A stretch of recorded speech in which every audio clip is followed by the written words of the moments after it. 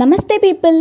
So ఎన్ని రకాలుగా తిన్నా, ఎంత తిన్నా బోర్ కొట్టని ఒకే ఒక ఐటెం ఉందంటే నాకు మాత్రం చికెనే అండి.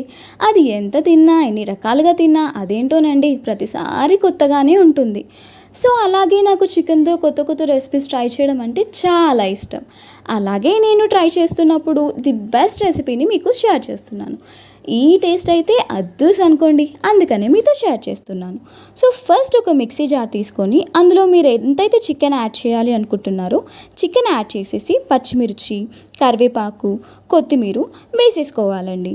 తర్వాత మీకు రుచికి తగ్గంత కారం, పసుపు, ఉప్పు యాడ్ చేసేసుకోవాలి. యాడ్ చేసేసుకున్నాక వెదర్ మీరు హోమ్ మేడ్ మసాలా అయినా యూస్ చేయొచ్చు, లేకపోతే షాప్ మసాలా అయినా యూస్ చేయొచ్చండి. రెండిటి వల్ల టేస్ట్ ఏం పెద్ద డిఫరెన్స్ అవ్వదు. సో అది యాడ్ చేశాక మనం బ్రెడ్ యాడ్ చేసుకోవాలి. ఏదైతే మనకి బ్రౌన్ పార్ట్ ఉంటుందో ఆ బ్రౌన్ పార్ట్ని కట్ చేసేసి ఓన్లీ వైట్ పార్ట్ యాడ్ చేసేసి మనం మిక్సీ పట్టేసుకోవాలి.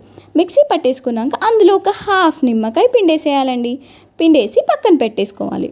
తర్వాత ఒక బౌల్ తీసుకొని అందులో ఒక 2 ఎగ్స్ యాడ్ చేసేసి అందులో కొంచెం కారం వేసి ఎగ్స్ని బాగా బీట్ చేసేసుకోవాలి. బీట్ చేసేసుకున్నాక ఇప్పుడు ఏదైతే మనం మిక్సీ పట్టిన మిక్చర్ ఉంటుందో ఆ మిక్చర్ని తీసుకొని కొంచెం కొంచెంగా తీసుకొని మనం ఓవల్ షేప్లో అయినా సరే, రౌండ్ షేప్లో అయినా సరే, లేకపోతే మీకు ఇంకా క్రియేటివిటీ ఇంకెక్కువగా చేయాలి అనిపిస్తే మీ ఇష్టం అండి, ఏ షేప్లోకైనా కన్వర్ట్ చేసేసుకోవచ్చు.